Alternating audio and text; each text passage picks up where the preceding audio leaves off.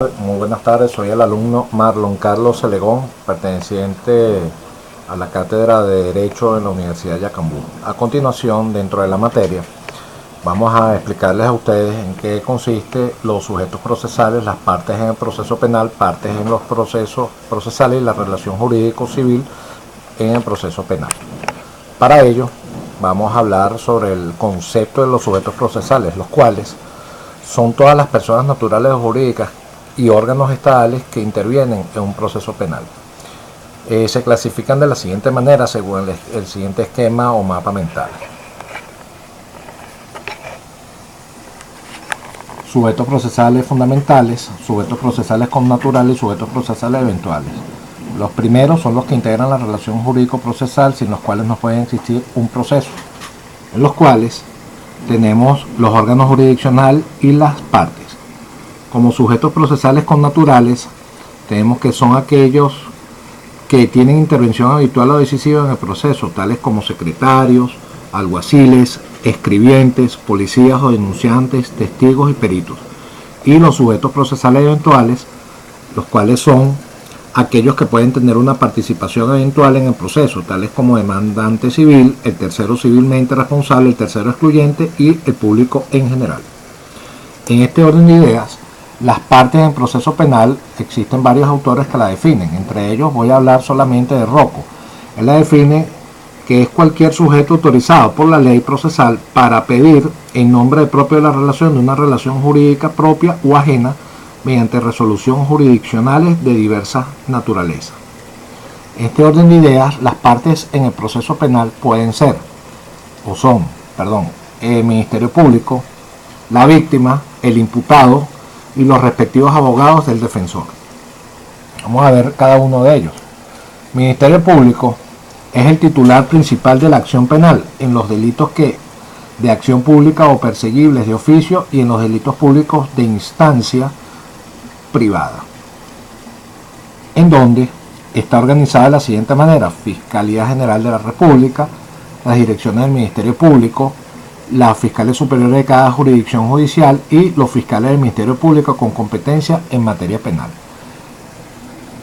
Posteriormente tenemos la víctima, el cual es aquella persona que puede ejercer la acción penal mediante querella, acción privada en los procesos por delitos de acción pública, solo cuando el fiscal del Ministerio Público la ejerce.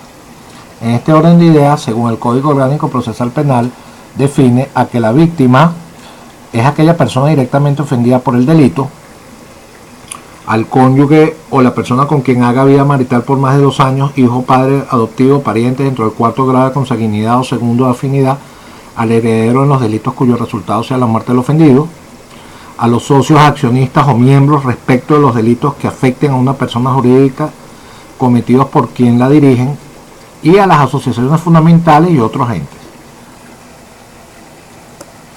El imputado. El imputado es aquella persona contra quien se dirige la acción penal y que tiene la necesidad de defenderse.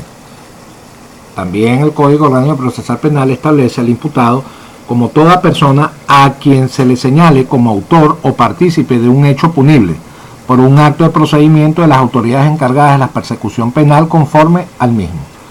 En ello podemos ver que los actos de procedimiento que confieren la nada deseable o cualidad del imputado son las siguientes: la instructiva de cargos, la orden de aprehensión o detención librada por un juez de control a petición del Ministerio Público, la requisitoria, la citación librada por el Ministerio Público para comparecer a declarar como acusado en libertad en los delitos de acción pública, la citación librada por el juez del juicio para comparecer como acusado en los delitos de acción privada. En este orden de ideas, la cualidad del imputado produce una serie de efectos, como el nacimiento de los derechos del imputado en el proceso y la necesidad de su defensa. En este mismo orden de ideas tenemos al defensor, el cual surge de la necesidad que tiene el imputado de tener un abogado defensor que lo represente, pudiendo ser sus fuentes a través de imputado o a través del Estado. Esto puede ser defensor de oficio, defensor público. Vamos a ver, defensor de oficio es la que realiza en beneficio de la justicia. Por lo tanto, no existe relación de trabajo ni contractual entre el acusado y su defensa. Mientras que la defensa privada es el defensor, que es nombrado por el imputado y no está sujeto a ninguna formalidad, por lo cual la designación puede hacerse verbalmente, incluso por teléfono, en forma informal. Y la defensa pública, la cual la Dirección Ejecutiva de la Magistratura desarrollará el servicio de defensa pública en concordancia con las exigencias establecidas por el Código Orgánico Procesal Penal. Las partes del proceso, las partes procesales, nos encontramos con el fiscal, el acusador, la víctima, y los que no son partes procesales, los defensores, los testigos, los peritos y los jueces. En este mismo orden de ideas, existe una relación jurídica material civil en el proceso penal, en la cual la comisión del hecho punible genera una relación jurídico-civil entre el sujeto activo y las víctimas por el delito, dando o generando que exista una exigencia o reclamación de la responsabilidad civil respectiva, derivando de la forma independiente después de la firmeza de la sentencia condenatoria o durante el juicio penal. En este mismo orden de ideas, la responsabilidad civil deriva del delito y se puede reclamar de la siguiente manera.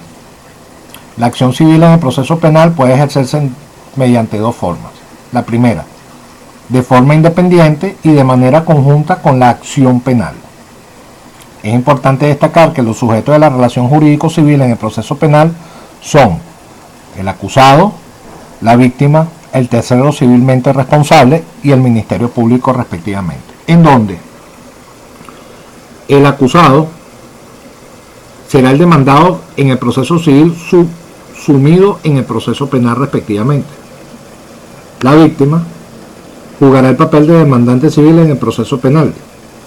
El tercero civilmente responsable será aquella persona natural o jurídica que tiene una responsabilidad civil solidaria con el acusado y el Ministerio Público cuando reclame la indemnización civil respectiva a favor del Estado o cuando actúe en representación de las víctimas.